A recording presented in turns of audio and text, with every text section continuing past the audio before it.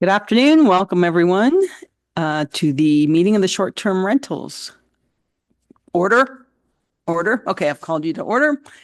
Do we have a disclosure of pecuniary interest from anyone on any agenda item? Seeing none, I'll ask for a mover and a second for the adoption of the previous minutes. Moved by Glenn, seconded by Mike, that the minutes dated March 25th, 2025 of the Short-Term Rental Committee be adopted as circulated. Are there any questions on those minutes? Seeing none, all in favor of the motion? And hello, Anita. Anita is virtual today, so if you want to talk, you have to use your mic. That's correct? Okay. Hi, Ian. We saw you and started anyway. So we're going to move right to the first item on the agenda, item 4.1, statement of his intent. So Florence has updated, or someone has updated the draft statement. Do we have any comments on this? Did it capture our statements from previous meetings? Does anyone want to start? Ian does. Okay, go ahead, Ian. I thought it was fine. Okay, everyone's content with it? Sean? I think it's fine. Generally, the part that did confuse me was when it referred to the renters and their guests. I I don't know if it would be simplified just to refer to them all as guests. I don't know. Maybe there's a technicality there that I'm not aware of. I think for the purpose of that, I think as we go through this and we get a draft together, there's going to be some definitions that'll get addressed. And the goal is at the end of it, we'll make sure that they all are the same and consistent throughout. So if we do end up deciding that a guest is different than a renter, then we'll make sure that those are, and then, so also the intent of this is to kind of have this as part of a preamble of a draft bylaw. So we'll see that in draft form before it gets through. So as long as the intent is kind of there, and we can wordsmith as we go. Thank you. All right, so good work. Pardon me? Me. Oh, Anita, sorry, question from the floor, not the floor, screen. I think it's just a type of the goal of the regulation is to the last paragraph. The goal of regulation is to maintain the culture of quiet. I think it should be quiet cottage communities. I think it's just a typo.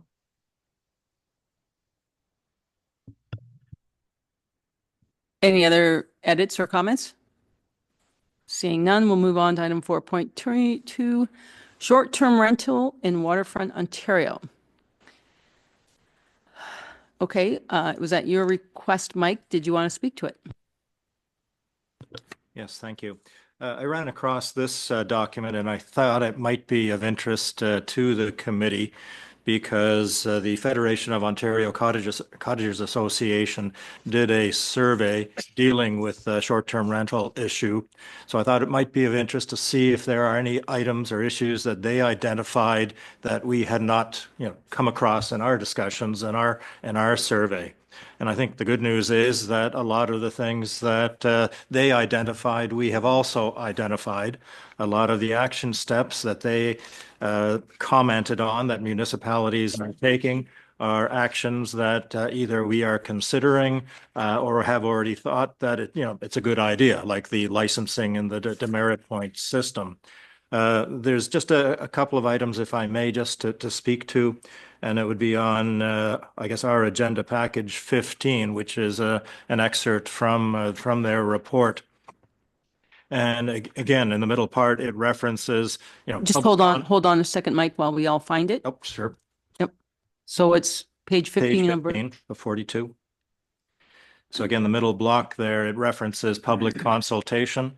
So, again, we have surveyed, I guess, once we propose a draft bylaw, there will be a public consultation phase.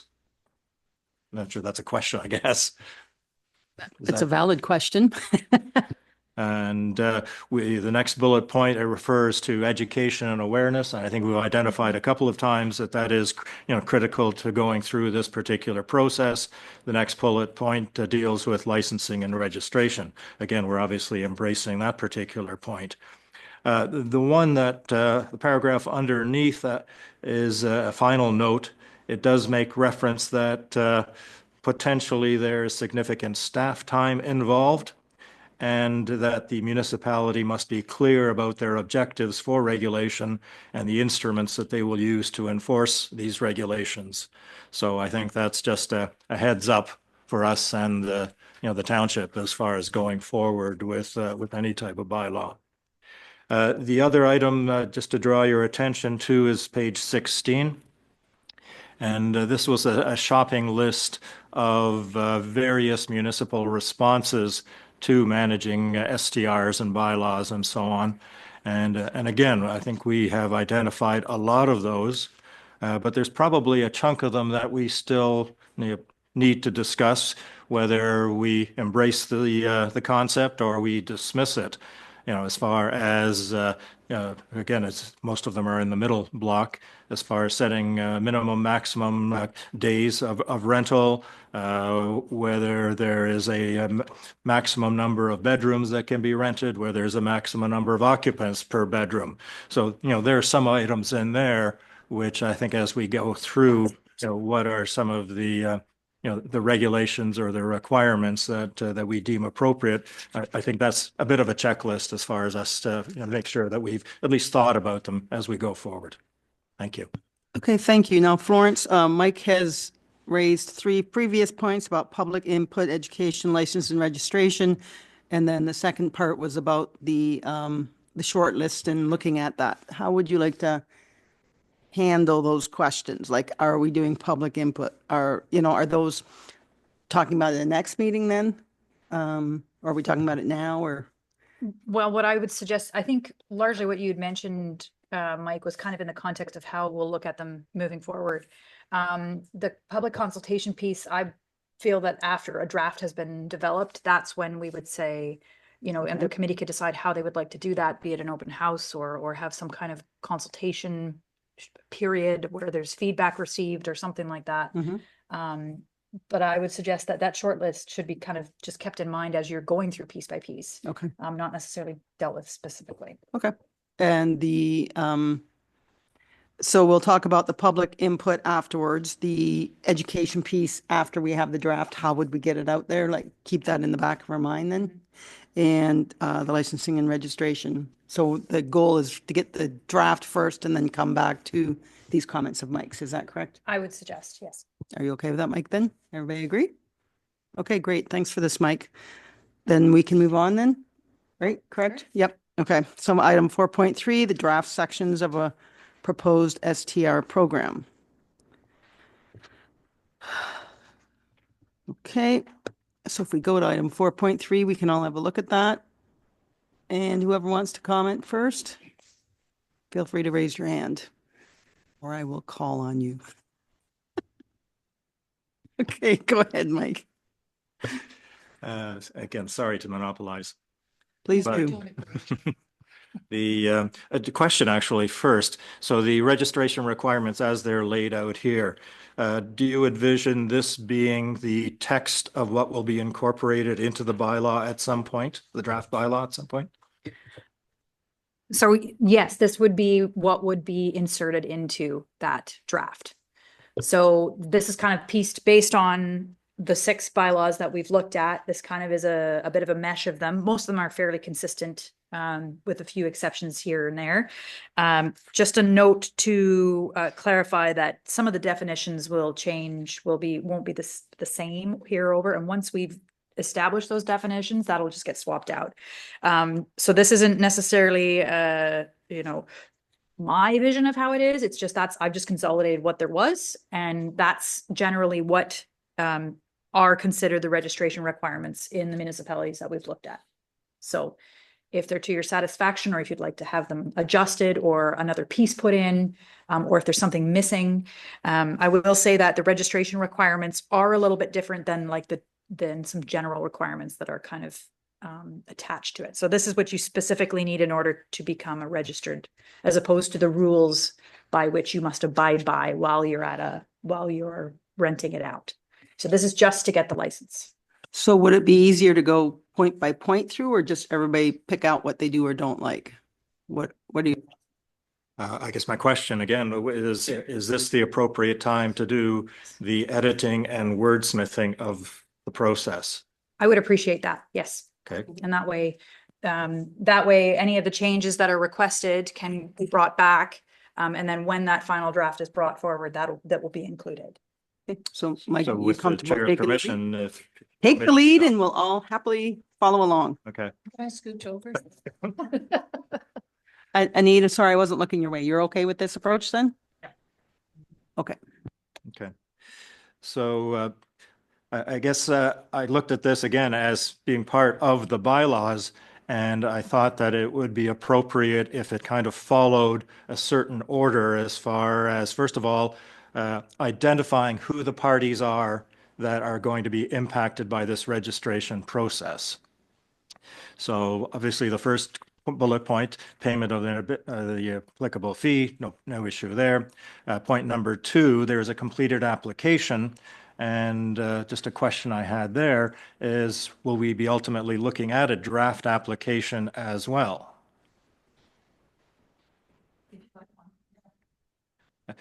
Because again, I look at other documents that the township requires when it's applying for a building permit and so on. There are always applications involved. And it's a template for an STR owner or applicant, to follow. So I think that's a great idea. Does the rest of the committee think we'd like to see a draft application before we do it? Okay, thank you. Go ahead.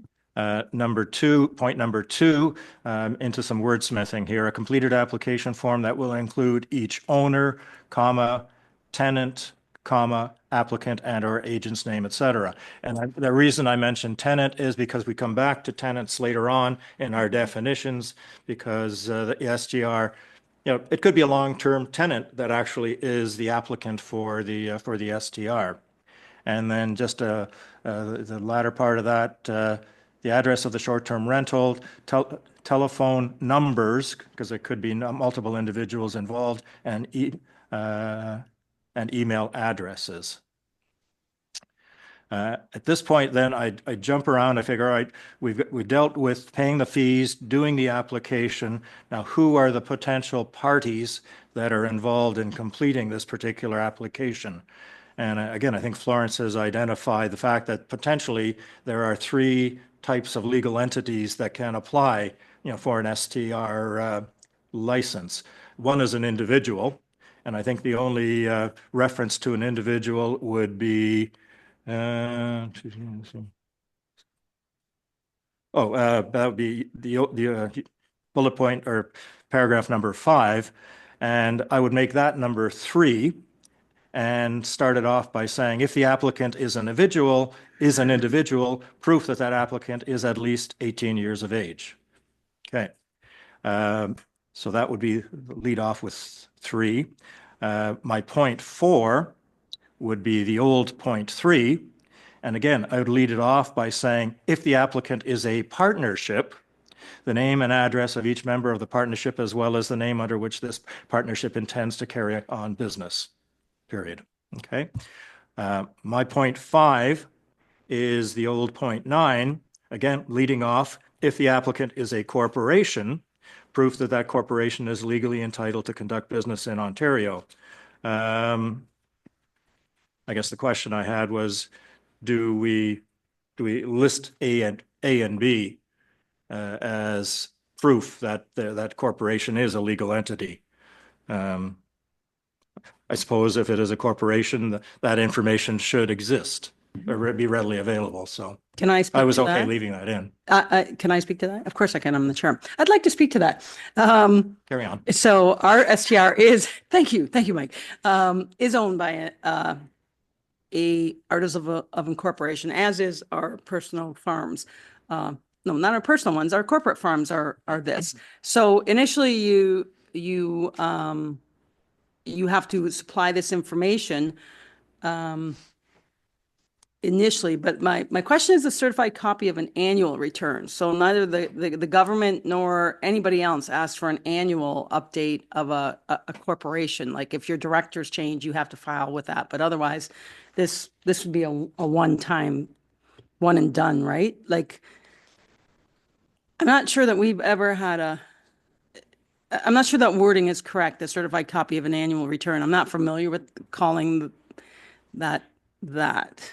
Maybe that's more of a municipal thing, but generally we have to supply the articles of incorporation and the shareholder document, which is not an annual return. It's what you've registered with the federal government. But that's maybe wordsmithing. But I think the intent is do it once, right? And if the corporation is sold, then maybe that should be put in there. If the corporation changes hands, this must be, reapplied or whatever, because then you're looking at a whole nother group of shareholders and everything. Those are my comments. You may continue, Mike.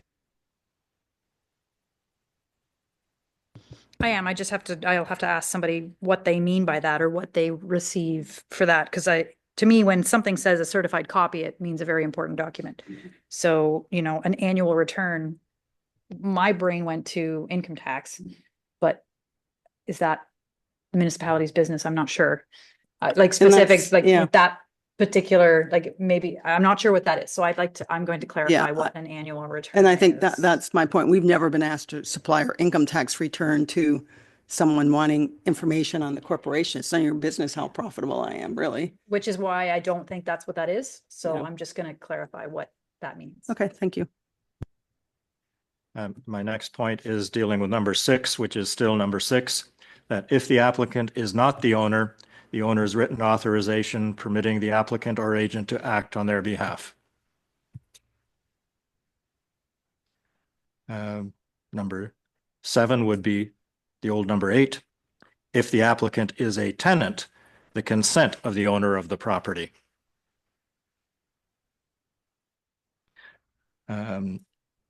8, again, we're still dealing with the different parties that are involved in the bylaw.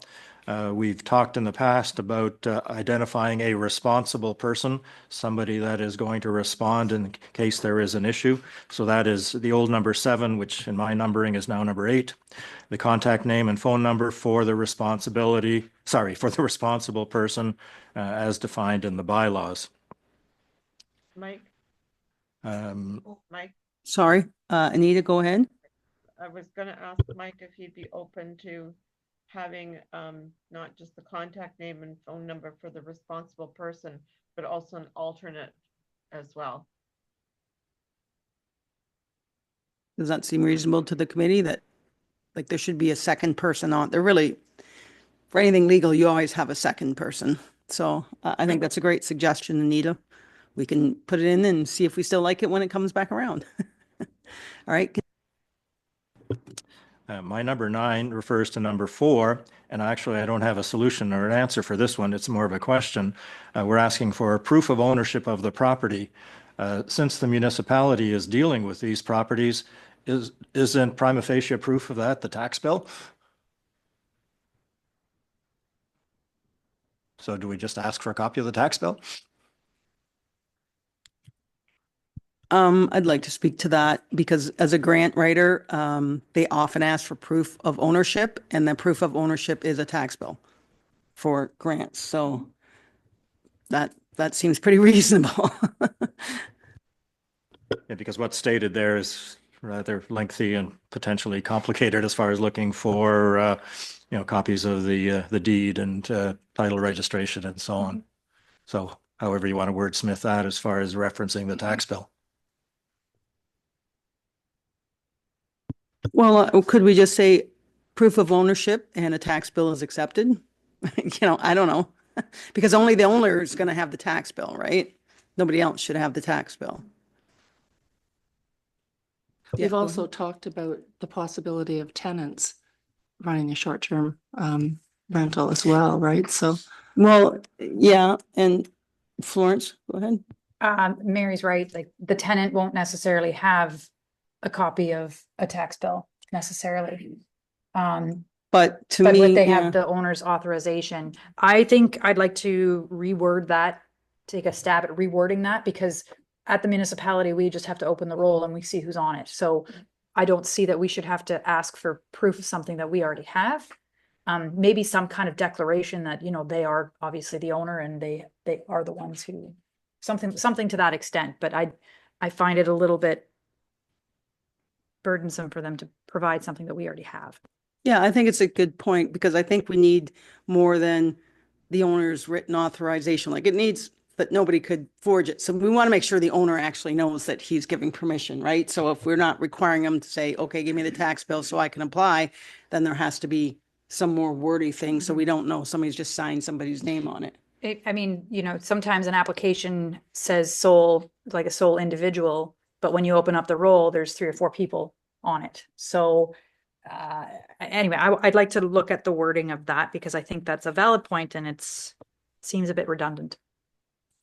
Okay, thank you. Carry on, Mike. Over on to the next page, number 10.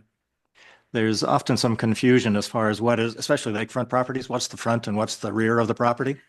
So rather than complicating the point, why don't we just say a photograph of the short-term rental front and rear for the sake of 2 pictures? I think that's a valid point. I had kids Easter egg hunting and we said it was at the front of the house and they all went to the wrong spot. So, Who does? Oh, sorry. Ian? They did mention from the street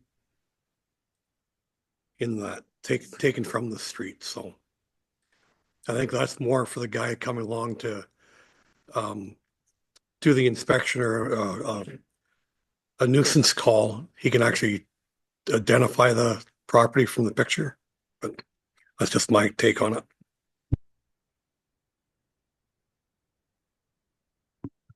Perhaps it should, I think, yeah, I see your point, but some of them aren't really that visible from the street either, and you're stumbling around in the dark, maybe. Maybe you're stumbling, maybe you're a better walker in the dark than I am. But yeah, wordsmith that one, eh? Ian, go ahead. Having a picture from the back doesn't make any difference either. Like I think it's good having both, but Sorry, what number was that? I've lost it now. 10. Okay, thank you. Everybody okay with that? Okay, Mike, go ahead. On number 12, just a question there. It's a site plan, which I think is good, showing the dimensions, etc. We mentioned landscaping. Do we really need to know about landscaping? Every planter, pot, tree.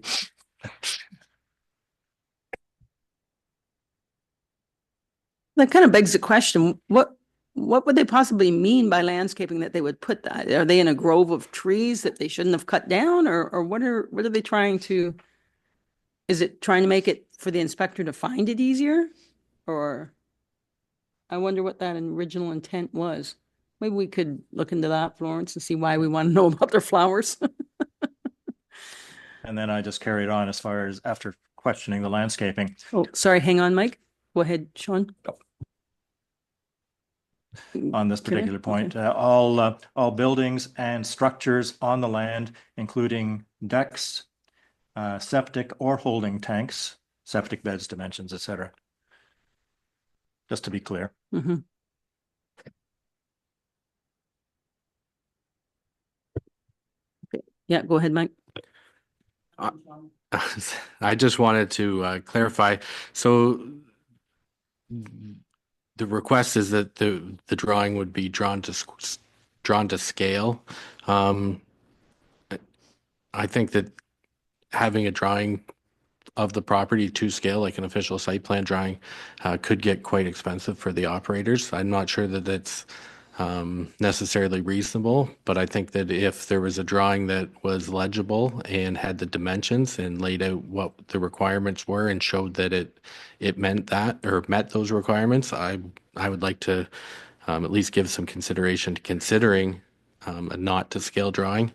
And then for number 11, the proof of insurance, I question the $2 million, whether maybe $5 million wouldn't be more reasonable in today's day and age. And then maybe there should be something, in an indemnification clause for the municipality in there too. Sorry, I've heard that word, but what's an indemnification? Well, those aren't worth the paper they're written on, are they? Well, you can say.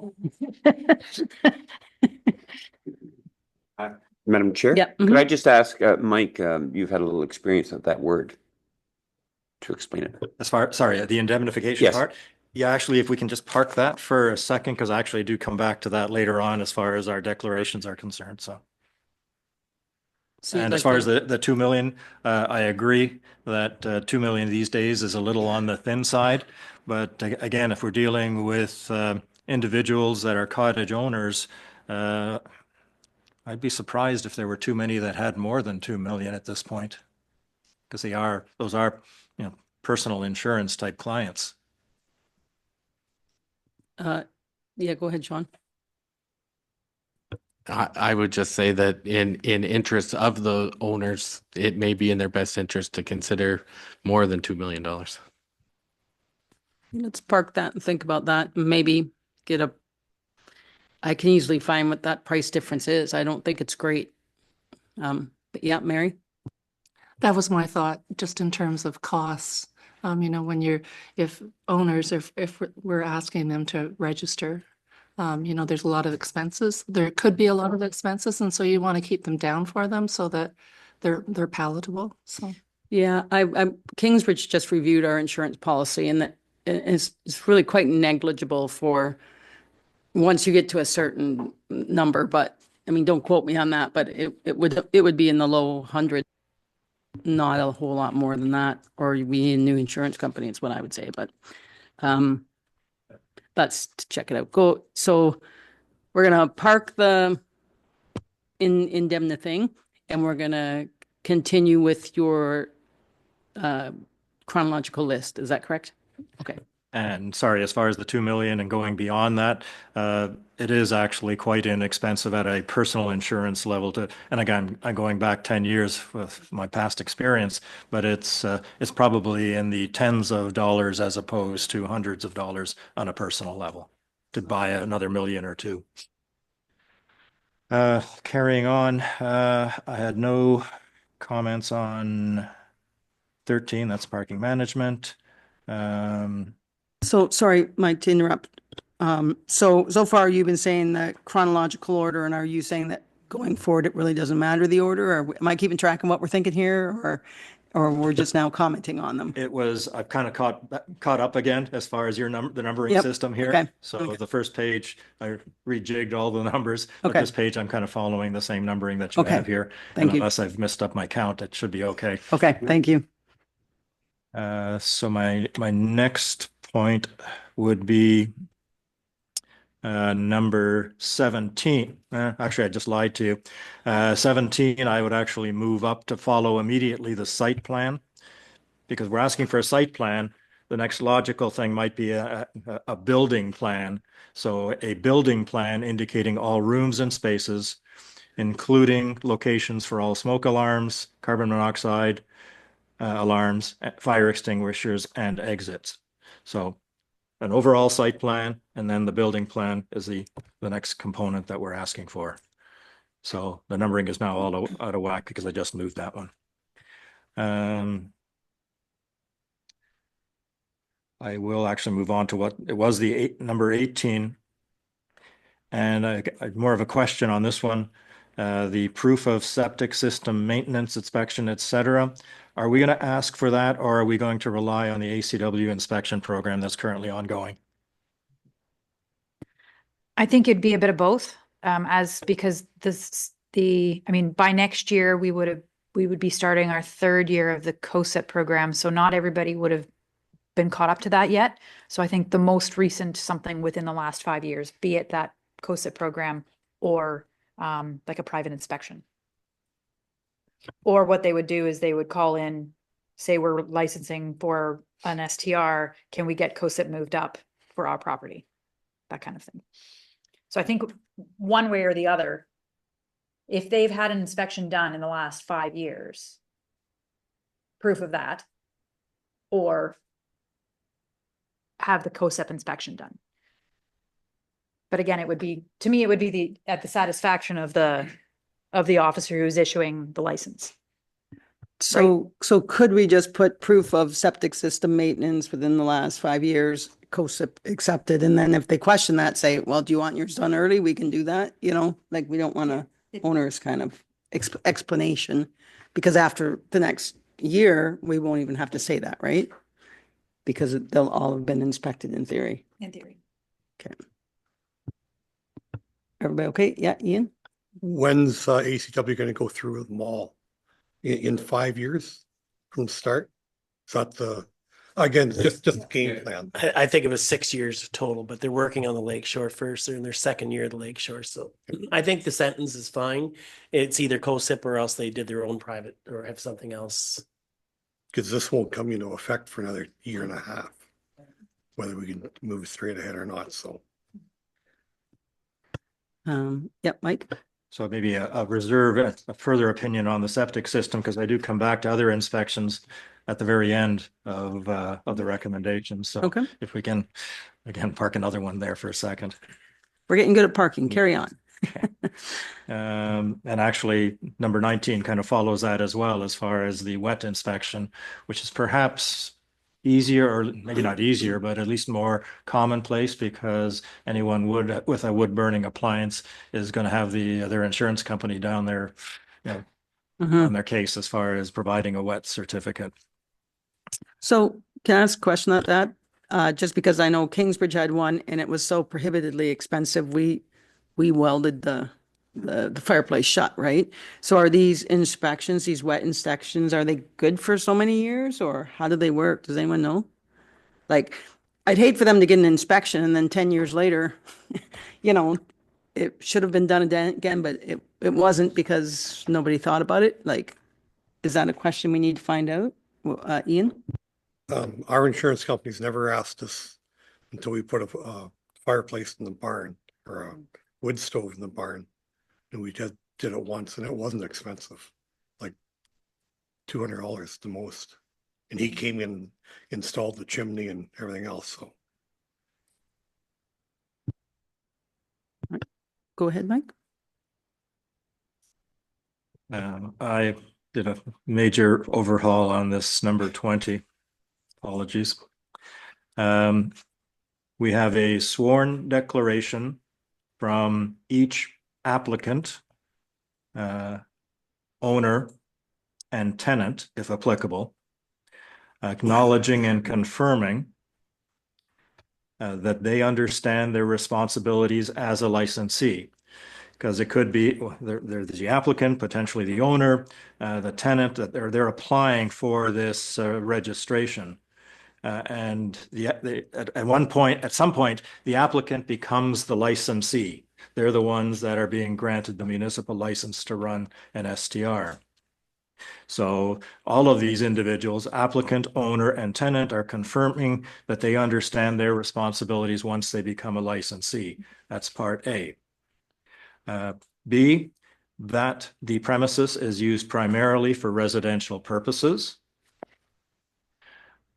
C, compliance with the parking management plan, which we referenced earlier as far as something that has to be submitted. That the short-term rental is in compliance with the building code, etc. That the short-term rental is compliance with the Fire Prevention Act, etc. That they will require each renter to abide by the renter's code of conduct. And finally, their truthfulness statement, the accuracy, truthfulness, and completeness of the information submitted. And I guess they are signing to this. So that was kind of the declaration that is being made at the end of the application, but it also forms part of the requirements that we are stating here.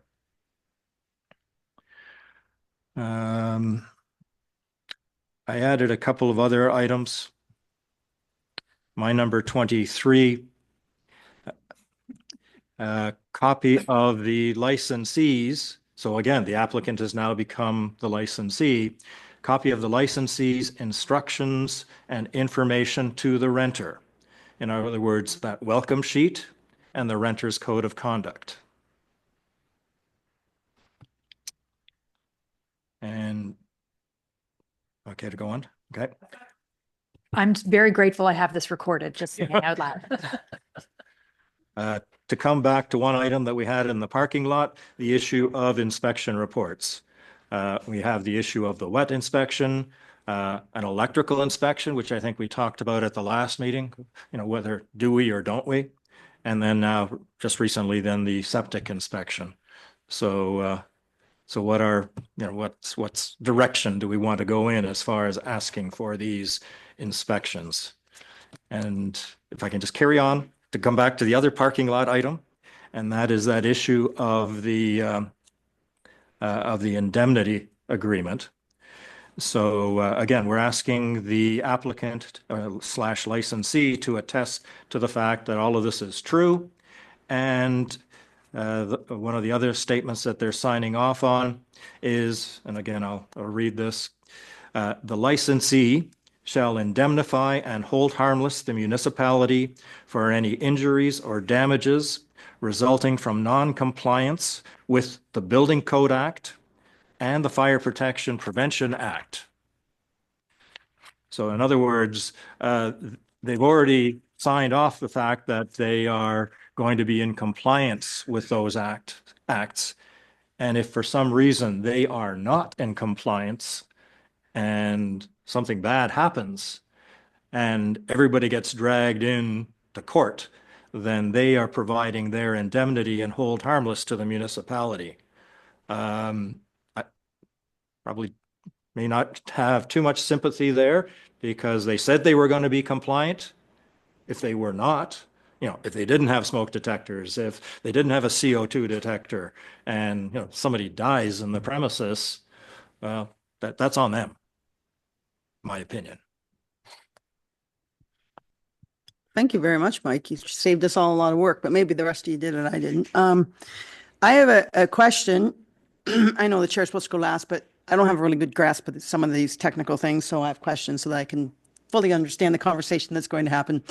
So when we talk about something like an electrical inspection or a wet inspection or whatever they are, it'd be interesting to me to know, what are we asking them to pay to get into this program? Like, how much is an electrical inspection? Because I have two thoughts on that.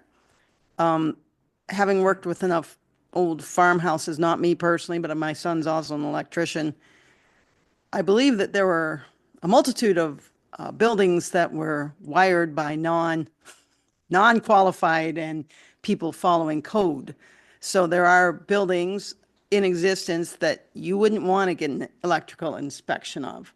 And I'm not sure about the condition of some of these rentals. Are we trying to find these ones that they're just, you can finish that thought yourself. But the second thought is, if let's say everybody's like, yeah, I'd love to get an electrical inspection, why wouldn't I? But it costs too much. Would that be part of our soft start program, that we would subsidize it or pay it if it's prohibitively expensive? Because now we want the carbon monoxide. I mean, those should all be there, but we're also trying to catch the people who aren't doing it properly, right? Not catch them, educate them, and have them do it properly, right? So we don't want it to be too much of a budgetary item, but I don't think we want to skip asking for it because it's a budgetary item, and maybe that's something we need to look at. But I'm unaware if it's really a budgetary item because I have no idea what these things cost. But I also know of a few places that people would be like, I'm not getting an electrical extension, because they'd probably shut me down or something like that, right? So, and then it would be prohibitively expensive. Those are my questions, and anybody has answers? Ian, go ahead. We're asking to comply by the building code, and the electrical inspection or electrical would be part of that building code. So I think we're double dipping on what they have to do, but wet inspection is something that I certainly agree with, because it's chimneys are chimneys, and if they're not clean, they're not clean. So, but electrical inspection, if the electrical is done properly, whether it's done by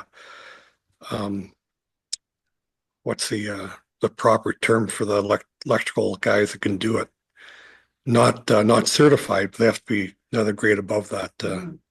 So, but Yeah, and just to follow up on that, Ian, like the same thing, we just had the Georgian Bay, whatever, come from Owen Sound and inspect the smoke alarms and the, and the, you know, the carbon monoxide, because we are a public building beside it, and they do the rental at the same time. And they're certified, and it's quite expensive for them to walk through and say, yes, you have a smoke alarm, is what I have found.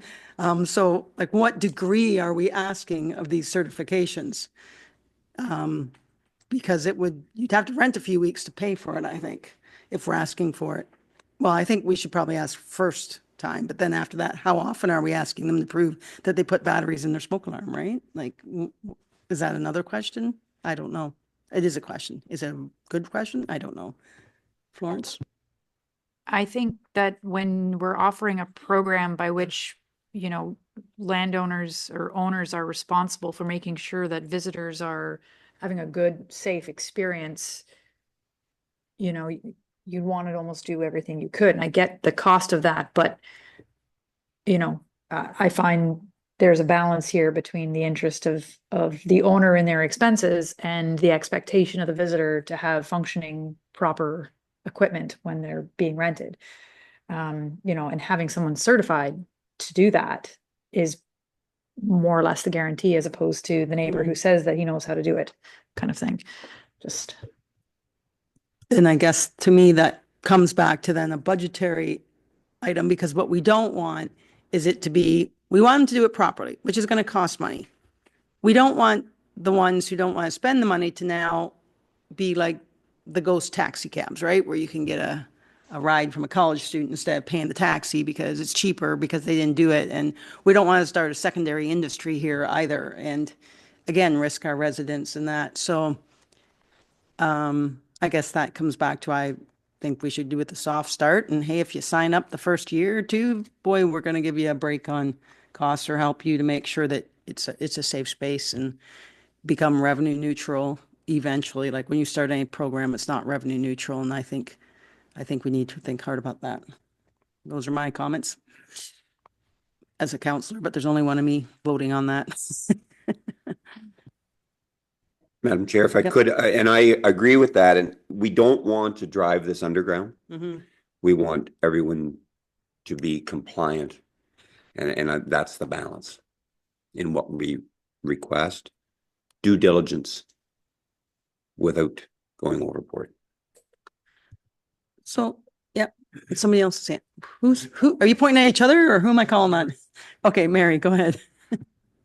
I suspect that probably most people who have a short-term rental are very concerned about safety and live up to the expectations and actually exceed them. But I think that, I'm thinking about, sort of myself and our property, is that I would want a template to be able to follow and to say, okay, so if I'm going to register this, what are the steps that I need to do? And can the municipality help me meet those? Maybe not necessarily make, sort of pay for it, but just make it easier for me, anyway, but I suspect that most places are, in pretty good shape. And, if you want people to come back and you're making a revenue from it, you're doing a good job maintaining it. I agree with you.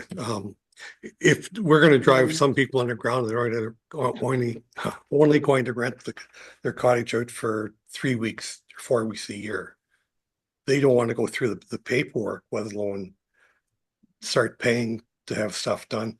For $40 or $50, you can buy a little gadget that you can plug into your outlets, and it'll tell you whether they're grounded or not grounded. And you can set if they're ground fault, you can push a button and it'll kick the breaker.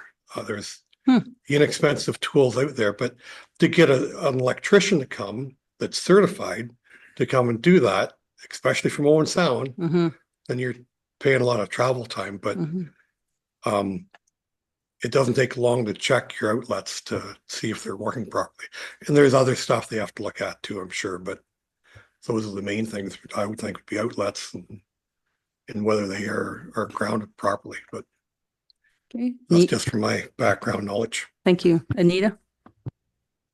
Well, I guess just piggybacking on that thought of Ian's, And I'm not really certain I've thought this all the way through, so I'm sure there's lots of holes in it. So I'm just going to say it out loud because sometimes that's where you find the holes. So if the municipality provided the owners or the licensee with a list of electricians, inspectors that the municipality approves of, could those inspectors say to the municipality, it's a sort of a form of advertising. They could pay $50 to be put in the book or something. And the licensee gets a list of inspectors and says, you know, you can use any one of these inspectors and they will charge you no more than such and such price. So I think there's probably holes in that idea, but I'm thinking of revenue from the inspectors. We're going to need them anyway. If there's short-term rental owners that are from out of town and maybe aren't really familiar with a lot of electrical inspectors, it might be helpful to them as well. Does staff have any comment on that? I like the idea, but I'm not sure that we can do that. That's what I'm sure of. And I would defer to Mark or Florence because they would know if there's any holes in that idea. I can't think of anything just off the top of my head. I haven't given this much thought, so I'd have to think about this more. I guess I'm thinking, you know, I have a condo down south and there's a directory in there. And in the directory, there's, you know, electricians and plumbers and carpenters and real estate agents and so on. They don't get their names in that book for nothing. They have to pay for that. But I'll tell you, when I had a plumbing problem, where did I go? I went right to my book, looked at the plumber that was listed in there. So it was easy for me. It's revenue for the condo association. Okay, well, maybe, I guess that's the genesis of my idea. yeah, so maybe we'll leave that and let staff think about that, or you've thought about it some more. You want to speak again? A couple of points right off the top of my head. I think putting a cap on what they can charge, I think is, I'm not sure how. I find that a little hard to figure, and also generally speaking, we don't recommend any contractor or any business or anybody over top of another. Like we never provide a list. Like, I mean, there's certain few exceptions. Drains as an example is one because there's only a handful of them anyway. But, and also that those businesses change so often. I think keeping that list up to date would be quite onerous. I think. Anyway, Sean's got an eager Actually, comment. I'm going to go to Mike first and then Sean. Yeah, just an opinion on these inspections. I think the township certainly can make the short-term rental owners aware of what the issues are and what the expectations are. But as far as mandating the inspections are only as good as the day they were done. You know, battery can be taken out the next day, a fire extinguisher can be discharged and not replaced the day after. And as far as an electrical inspection is concerned, the comment was made earlier that especially some of the older cottages, they probably were not built to any type of code or standard. And to have an inspector come in and say, yep, the outlets are fine, but you know, it fails in a lot of other areas because you know, there's it's the type of wiring, the nature of the wiring. It's the fact that you don't have an outlet every 6 feet on a workable wall, that it's going to be a fail. So that's just going to be frustrating. So I think we're putting the onus back on the owners, you know, to make sure that they are compliant and providing a safe environment. And then we're providing, you know, trying to get their attention by incorporating that indemnity and hold harmless agreement into the requirements. Good point. Sean? Yeah, so along the same lines, what I'm wondering is if they've made their application and the save harmless, hold harmless, that clause is in there, and they've agreed that to their best of their knowledge, it's within compliance of the Building Code Act. If there's an actual requirement for a unique electrical inspection, I don't know if that's something that we could get advice from the building department on, or where we could get that advice. But I'm wondering if there needs to be a separate electrical inspection. As I do agree with a wet inspection. I think that those are usually issued when fireplaces are installed. So I don't think that that's going to be an additional unique inspection that needs to be performed. Usually you get those when the system is inspected. So I don't know or when it's installed, I don't know if that's something that we could ask the building department, if their recommendation is to have a unique electrical inspection as part of this. It's a good point. I do have a comment on Mary's comment when she said, did I write it down? No, all I wrote down is we are not a robot. We should have to check that at the end of the application. But was my question for you, Mary.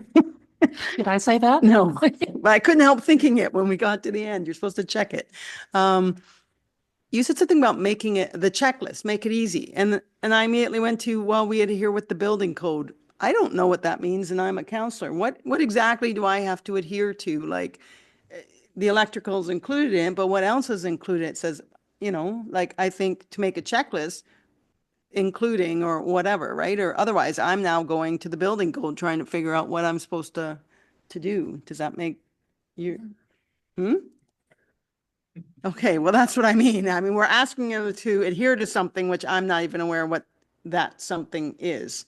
I think that needs to be there fleshed out or something. I can ask the CBO if she had a generic kind of sort of layman's list of what that means. Yeah. So that everybody knows that when they're renting something, that it must have a roof on it, and then it must have stable walls, and there must be, weatherproof doors, or there must be, I'm assuming it's those kinds of type of things. Yeah, if you could do that, that would be great. Yeah, Ian? One of the things when we bought the cottage, the railings were like 24 inches high and doesn't meet code at all. But it'd been like that for probably since the 40s or 30s or 50s, whenever it was built.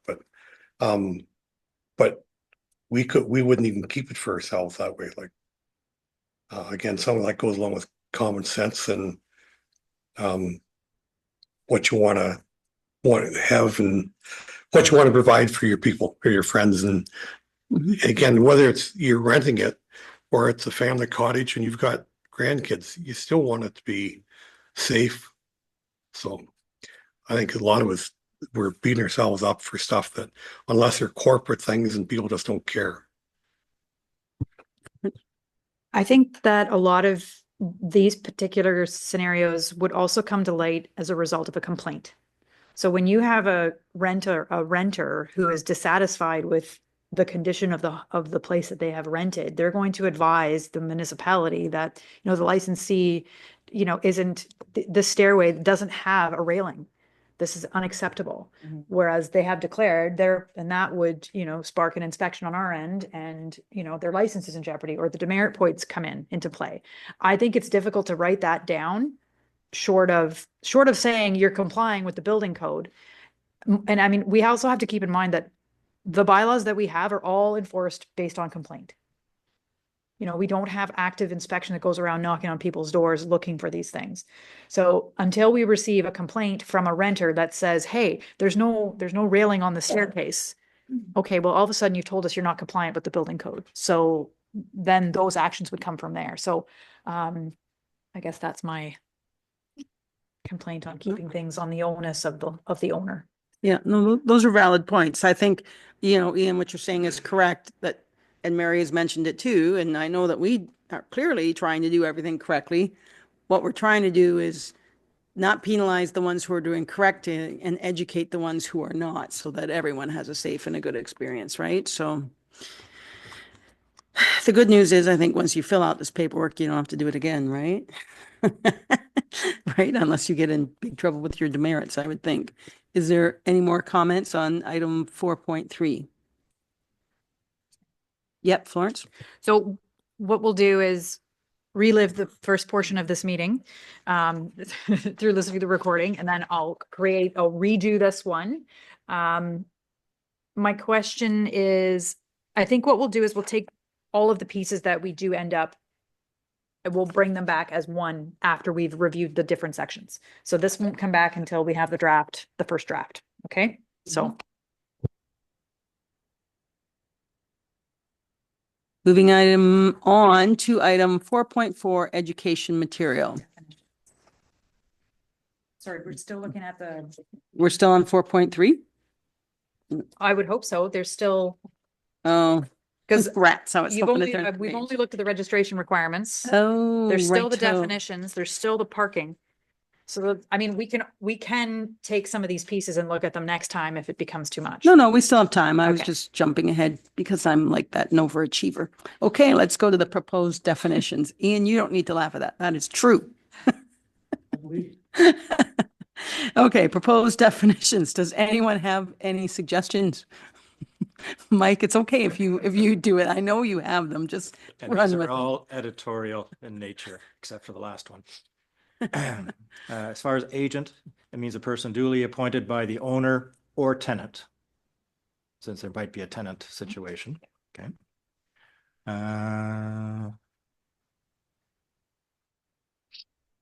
The definition of dwelling. I found this a little confusing as far as it goes on to say it's a residence with one or more habitable rooms containing or providing access to a separate kitchen, bathroom facilities for private use as a single housekeeping unit on the same property as the short-term rental. And so I'm not sure why the reference there to it is the short-term rental, isn't it? It's part of the short-term rental. I think there's an additional, like there would be, I think they're looking at one house, and is there a bunkie added, or is that what the dwelling is? Yeah, but I thought the dwelling was the short-term rental.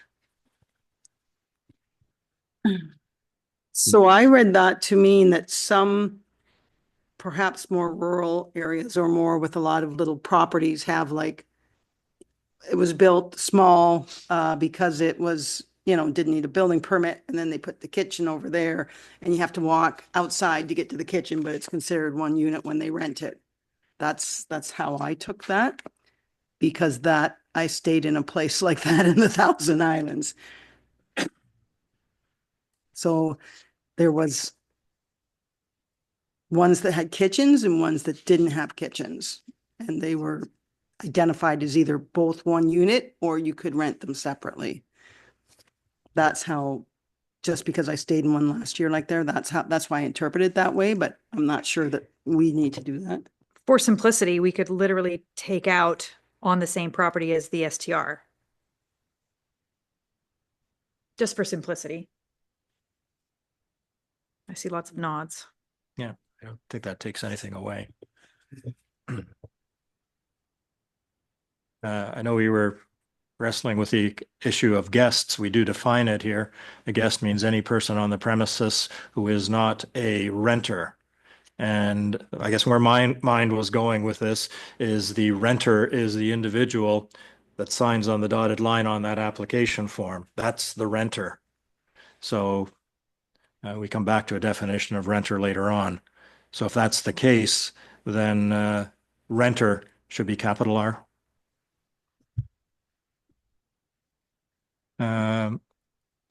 Occupancy means the maximum number of renters, or should that be guests?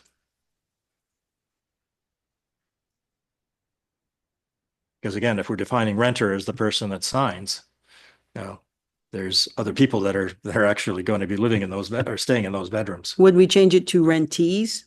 Because then if my husband signed it for me, I don't want to be called a guest. I'm a renter too. It's half my paycheck doing that. So a rentee would be whoever you have listed on that rental agreement is staying, like the 4 people, and then 27 show up. Well, there's only 4 rentees, and then you have guests after that.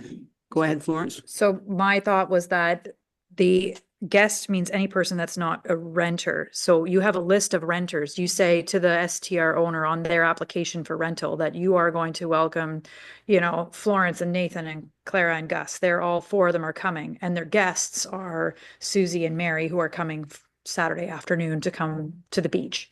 But the renters are the people who are staying there overnight, who are using this facility, who are occupying the space for the duration of that. The guests are the people who they're welcoming, who would not exceed the occupancy. The guests are coming for a swim and leaving, not Yes. sleeping there. Probably came for food too. So renters would have to get.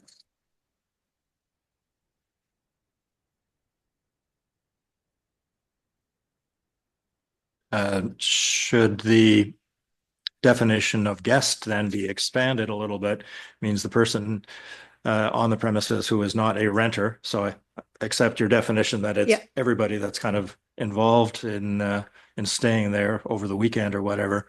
Any person that is not a renter, but is using or occupying or taking advantage of the STR. However, person who's I think maybe if you just say who is not a renter as defined by the contract signed or Okay, something, yes. right? Yep, sure. Uh, Short is Sean? better. Sean might have a different opinion. Well, I'm just wondering, I was struggling with this myself a little bit. Because where I was going was, well, if there's someone uninvited that showed up and was trespassing, are they a guest suddenly? I don't know that scenario would ever pan out, but I wonder if we just changed it to a guest means any person on the premises who has been invited by the renter. Who is not a renter, something like, in other words, they're by invitation somehow. There by invitation. Yep, Mr. Mayor. Thanks. And not to be a devil's advocate. However, what if a person was not invited and caused a problem that engaged, a bylaw officer to attend or whatever? I'm just trying to get around to make it wholesome enough that it would encompass a problem. I'm raising my hand and I'm calling on myself. Yeah. So I think I'd like to go back to the shorter, anyone who is not on the rental agreement, because to reference a party at my place some 20 some years ago, it was invitation only. And then a few other people showed up after another thing, and then they fell and broke the table. I mean, I could have called the cops when they showed up, but they didn't. So it became that person who was not invited became my guest, and I was responsible for their damages, is what I'm saying. So if it's a trespasser, I think that renter is going to call somebody. If it's somebody who's popping in because they heard they were in, like, you're not really inviting them, but you're too rude. You don't want to say get out either, right? So let's just say anyone not on the contract is a guest. And if it's a creepy guy, call the police, really. Anita. Oh, you were looking that way. She's over here for me. Anita. Well, I have to agree with Glenn. Like, you don't know that, and I think we talked about this in occupancy discussions before. You have full intent of having you and your kids at this cottage, and then, some friends drop in, and they have a couple of beers. They don't want to drink and drive home, and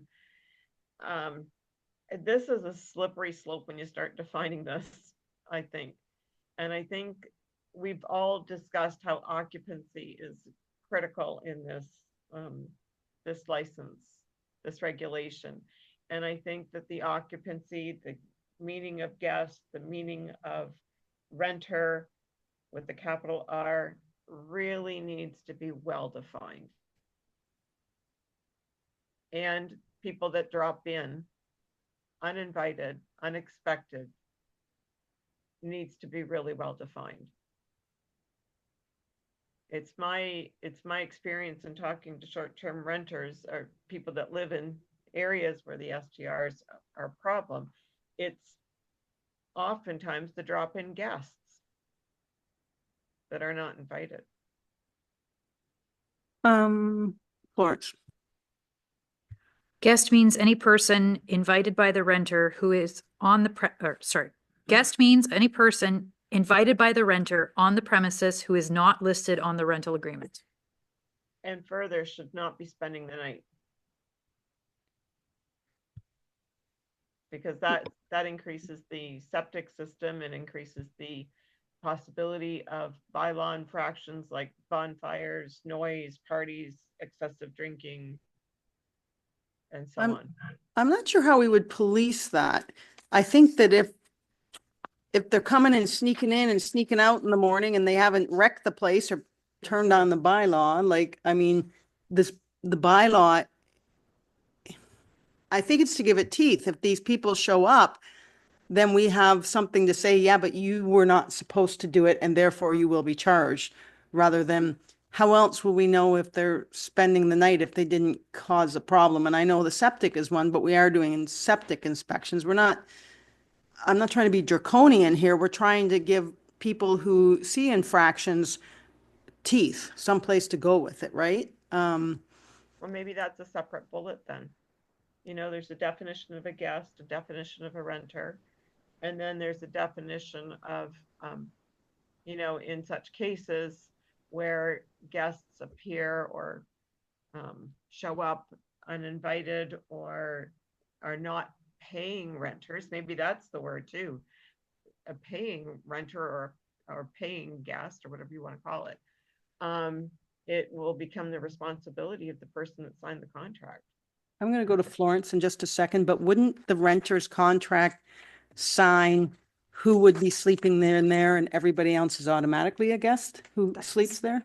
Like it's in the renter's contract, right? If you aren't on that contract, you are a guest. We don't have to put it in a definition because you didn't sign the contract that you were sleeping there. To me, that would be a part of the rental agreement, you know, that you're abiding by the occupancy. You know, your occupancy is a max of 8, and that includes renters and guests, or however we end up defining that occupancy. But I think that's part of the agreement. I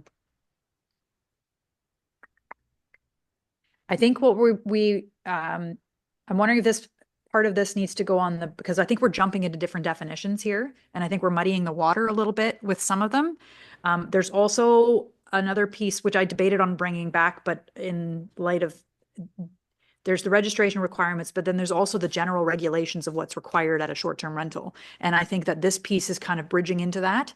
So I think we might have a clear idea of the definition once we get into that piece. So I'm wondering if, with the leave of the committee, if we can just take this particular one, put it on the back burner until we get a little bit further down the line. Is that reasonable? Mr. Mayor? Yeah, Madam Chair, I'm on page 26, halfway down, under dwelling. The next paragraph is guest means any person on the premises who is not a renter. Doesn't that encompass what we want to accomplish? Mary, were you waving at me or did you have your hand up? No, I'm just. You're going like, No, I'm good, thanks. okay. Ian? I think we have to be careful if you write it down and says somebody that comes in as a visitor drops in for the afternoon, has a few more drinks than he should. You say, well, sorry, you can't stay here, buddy. You got to go home. And that could come back and bite us a whole lot worse than having an extra person flushing the toilet another 5 times. If he has an accident going home and it's picked up to the cops, say, well, so-and-so by their bylaws of ACW said I couldn't stay here and I had to go home. So it's a slippery slope no matter which way we go. Why don't we take Florence's recommendation and kind of leave this for a bit, and it'll come back to our next meeting along with the piece that she debated and will be on. And maybe we'll have a more clear consensus on that then. This definition, in my opinion, is now put in the parking lot. Okay. Thank you. All right. We're still going with definitions, Mike? Are you going on? Okay. sorry, just a couple of editorials. The definition of renter means any person. Probably we don't define person, so that should be small p person. And by way of concession, permit, license, rental agreement or similar. This is really wordsmithing. Should it be commercial arrangement or contractual agreement? Commercial arrangement or contractual agreement? What, are we talking about hookers? Like, what's a commercial arrangement or That's why I contractual? changed it to contractual. It's a contract. Like, who are we trying to identify there? Order. I think we should go with Mike's wordsmithing. And then responsible person means the licensee or the agent, owner or tenant, or a designated representative of an owner or tenant. Can you read that again, Mike? Responsible person means the licensee or the agent of an owner or tenant, or a designated representative of an owner or tenant. Try to capture everybody. And then we had the discussion about whether there should be a primary or secondary responsible person, but that probably falls somewhere else. Last one, the short-term rental, the third line from the bottom of that definition, but does not include an owner-occupied short-term rental. Isn't that a bed and breakfast? No. No, not if they don't provide breakfast. Okay.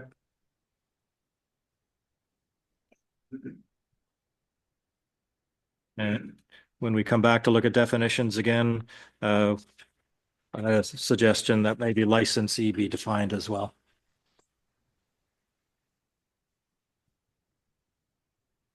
Thank you, Madam Chair. Well, again, thank you for your fulsome answers. Does anyone want to add to that before we move on to the third bullet point?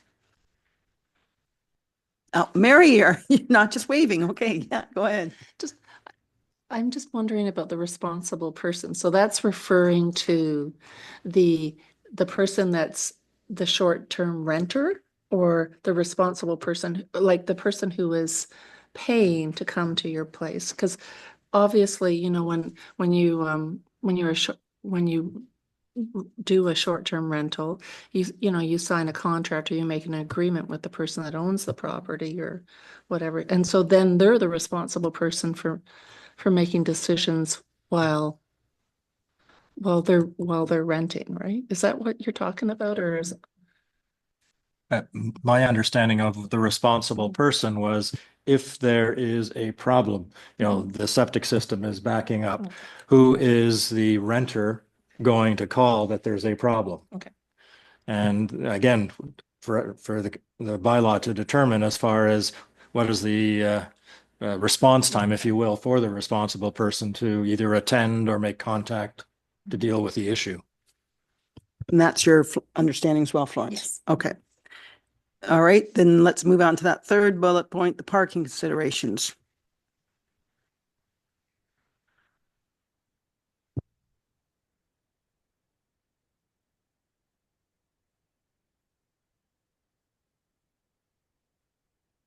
And I am going to state that this meeting is going to end in 15 minutes. We're going to keep having our fulsome conversations, and we'll just defer to the next agenda because nobody gets smarter after an hour and a half. We have given evidence ourselves of that in previous meetings, so. Does anyone want to speak to the parking considerations? Mike? Number 3, parking spaces required by section 1 must be situated on the short-term rental premises.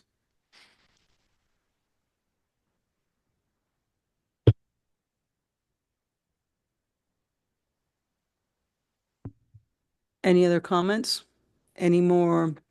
Is there, yeah, Mr. Chair, And no. I'm Mr. not to be a Chair. devil's advocate again, however, if the owner has made arrangements, like I'm just saying for church parking lot or something like that, is that suitable or is it not? Or is that not applicable? So I would say that that would be in your parking plan that, you know, when this happens, we use this lot. We do that in lots of places, right? And my comment was to be, does anyone have any practical comments where this wouldn't work? Because we all know parking's at a premium. We don't want them blocking the road, but I've gone to lots of short-term rentals with my sisters have rented, and they're like, well, our parking is actually up there at the top of the road and you have to walk down. Like, as long as they identify, it's like a manure lease. You don't have to have enough land, but you have to tell us where your manure is going, right? So I would think that parking would be the exact same thing. Is there a consensus that that's correct? Florence, you're good with that? I feel like there should be some kind of wording to acknowledge that there may be alternate arrangements for parking. And I think this is too restrictive on that.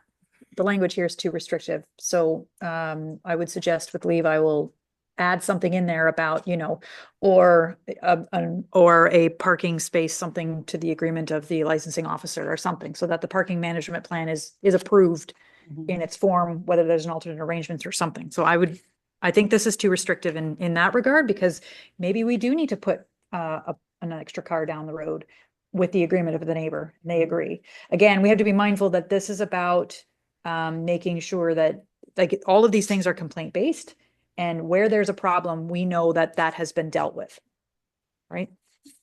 Okay, everybody good with that? Now we can turn the page over. Oh, Your microphone. oh, sorry. Everybody's good with that. So we're now going to turn the page over. And we're going to talk about the STR education materials, item 4.4.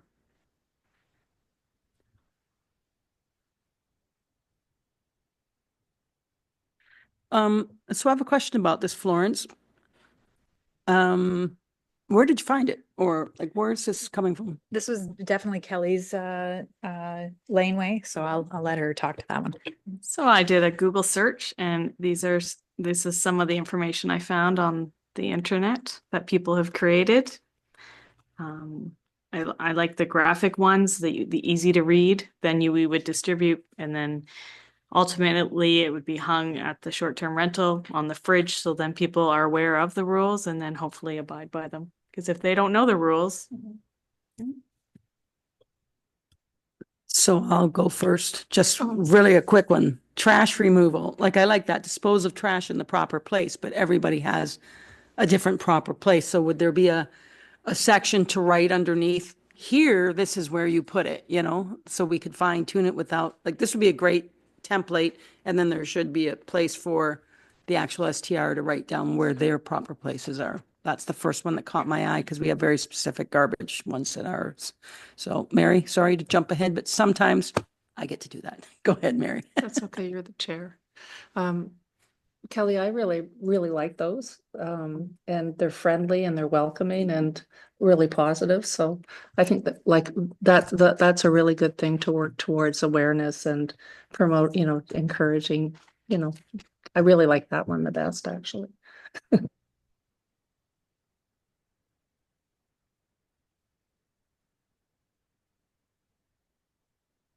Go ahead, Mike. Yeah, I think they are all excellent examples of what could be used by short-term rental operators. But I think Mary had mentioned a point earlier that how we can assist the short-term rental owners would be to provide them with some kind of checklist as far as, here are the items that you may wish to consider as you're creating your own. And we kind of run through this list and say, yeah, you should deal with noise, you should deal with trash, you should deal with, you know, parking, you know, a checklist. Let them format it, you know, as best suits their business, but try to capture as many items for their consideration as we can. I think that's good. I really like the first one too, Kelly. I think we would need to personalize it. Well, for example, the pets one, all pets must be leashed. It would have to start with if pets are allowed in this one, because a lot of people don't allow pets, right? So then it looks like, oh, pets are allowed, but no. So that's what I mean. I really like it. We would just need to tweak it, obviously. Evan. Thank you. I like the one, at the last page, good neighbor owner handout. Address adjoining property line and directly across the road to keep your neighbors, all about communication. I also like the last one. Good point. Yep, Mike, Sean, I mean, I like the inclusion of the QR code. I didn't bother scanning it prior to the meeting, but I just scanned it now, and it actually takes you to the municipality's website, and it gives a more detailed explanation on all the items, and there's lots of resources there.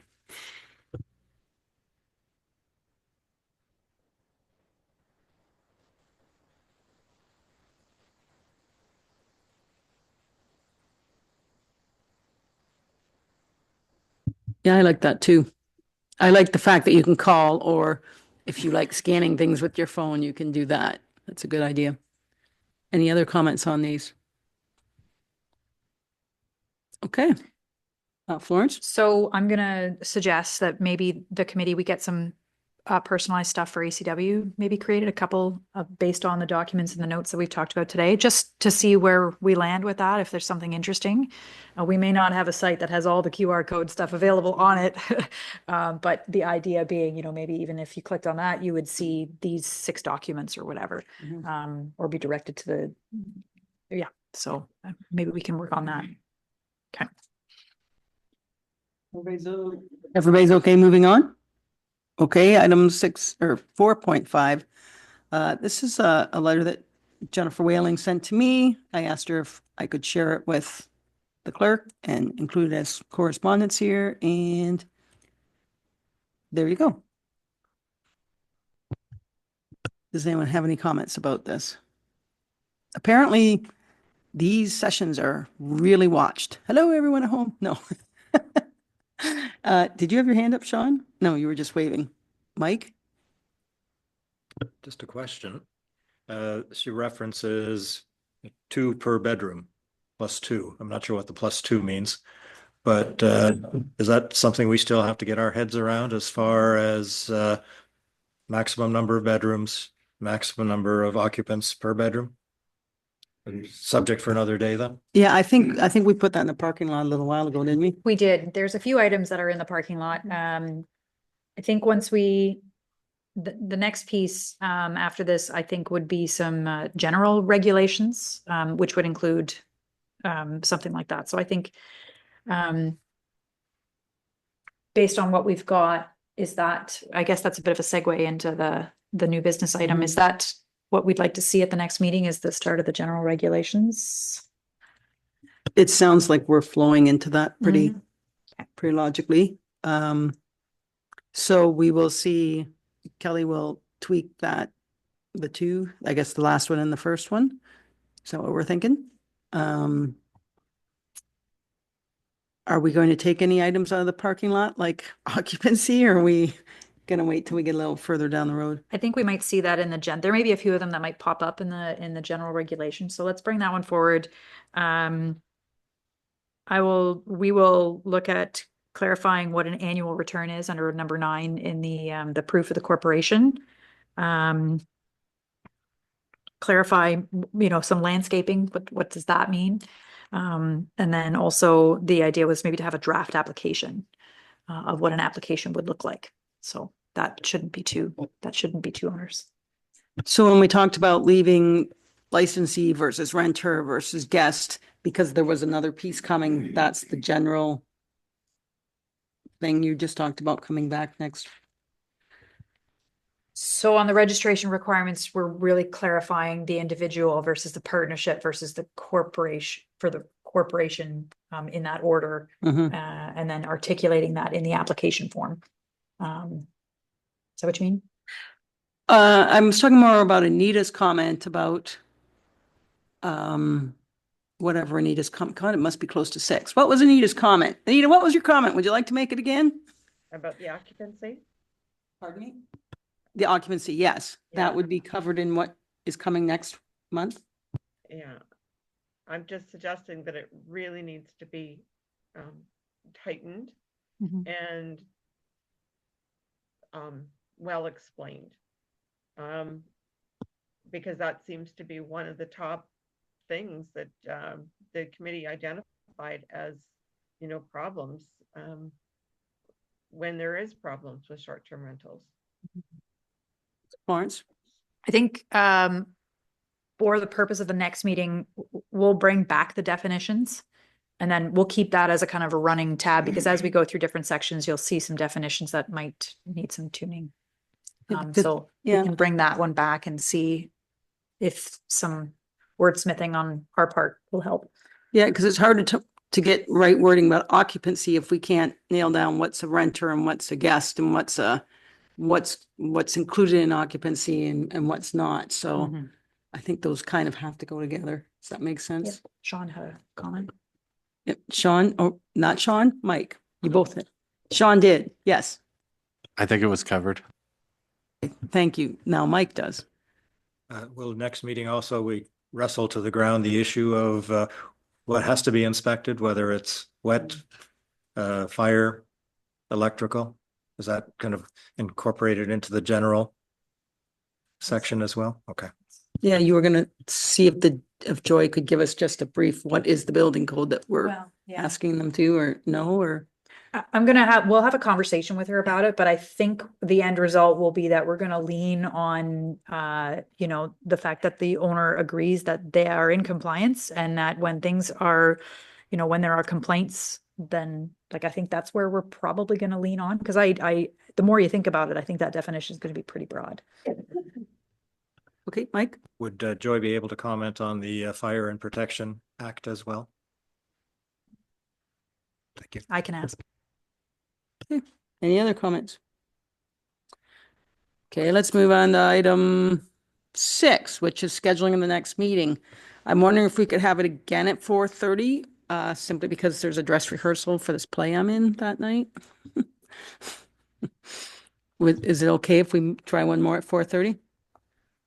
And then after that meeting, we'll decide, do we want 4:30 or 7? Okay. All right. Then I need a mover and a seconder to adjourn the meeting. Madam Chair? No, Mike, you cannot do it yet. Glenn Yeah. wants to say something. Yeah, just before we do that, I want to recognize everyone's contribution to this. I think we covered a lot of ground with this meeting, and a lot of thoughtful comments. And thank you very much, Mike, for being so well prepared in bringing this to us. And I think that has been very beneficial to us. And so thank you very much, Madam Chair. Okay, now, Mike, would you like to raise your hand? Okay, moved by Mike and seconded by Ian, that the short-term rental committee does now adjourn to meet again May 27th, 2025 at 4:30 p.m. or at the call of the chair. All in favor of that motion? Motion is adjourned. Thank you all for your work. Thanks, everybody. See you later. Take care, Anita. Hope you feel better.